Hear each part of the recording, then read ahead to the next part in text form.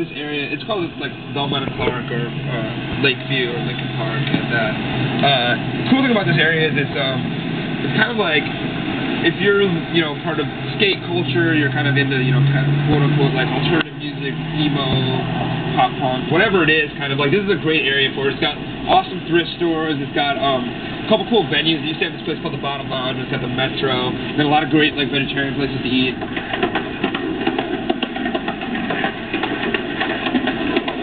So tell me about this place. This is a place you've been coming to for a while, right? Yeah, definitely. It's called Pick Me Up Cafe, and it's been around since like we were in high school, and it's cool because it's like I was vegan for many years, and Andy's still vegan, and a lot of the kids we hang out with are vegan or vegetarian, and it's like good because it's open at like 4 a.m. and you can come get vegan food like real late or whatever. And we would come here and like do the order of a cup of coffee and like sit here for like 5 hours. Everyone's like, man. But it's good because it's like, we come here and we like got to know everybody here and, hang out all the time. Is it, I mean, do you look forward to coming back home now, or you're gone so much? I mean, is it different to be back here? Or do people act differently?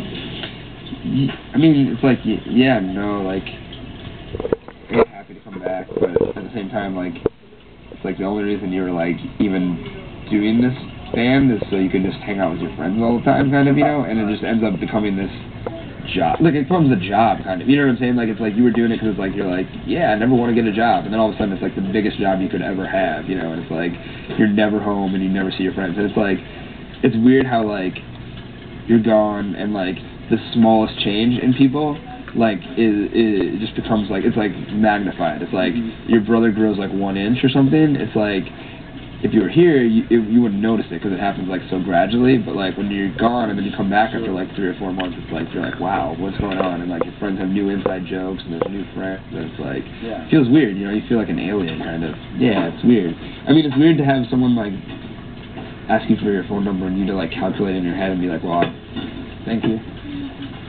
Like I probably shouldn't give out my phone number. It's kind of. And you didn't used to think about things like that? No, yeah, not at all. And that's the weird thing is like a lot of that stuff can kind of like come back to haunt you, like a la the pictures on the internet or whatever it is. Tell me about this next record. 15 songs or 14 songs that are totally lyrically done. The goal being like to have about 22 songs that are totally lyrically done and then pick it down. We're not going to do some double album, but then pick it down to 12 or 13, something like that.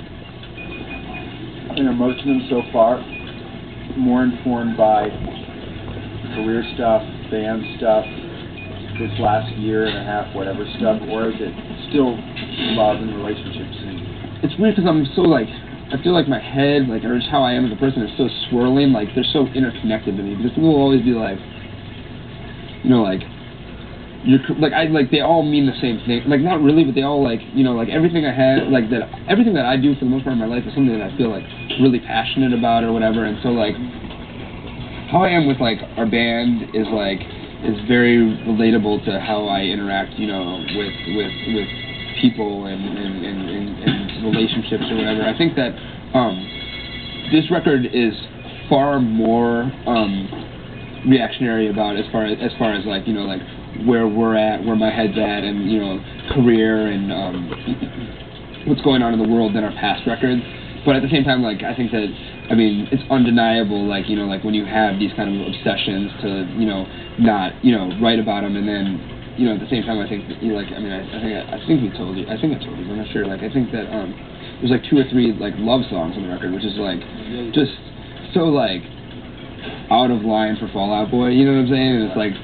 Those are the 2 or 3 songs that I'm really interested or kind of semi-worried about how people will react. I want to be known for both. I want our band to be known, like, yeah, we are going to call you out, but at the same time, we're going to write the songs to back that up. Like, and I think that there's very few artists out there right now who do. Like, I think Kanye West is, like, a perfect example. Like, I feel like he says, like, whatever he wants on it, whatever's on his mind at all times, but I really feel like artistically he backs it up, you know what I'm saying? And it's like, I think that there's very few artists that do, and it's something to aspire to.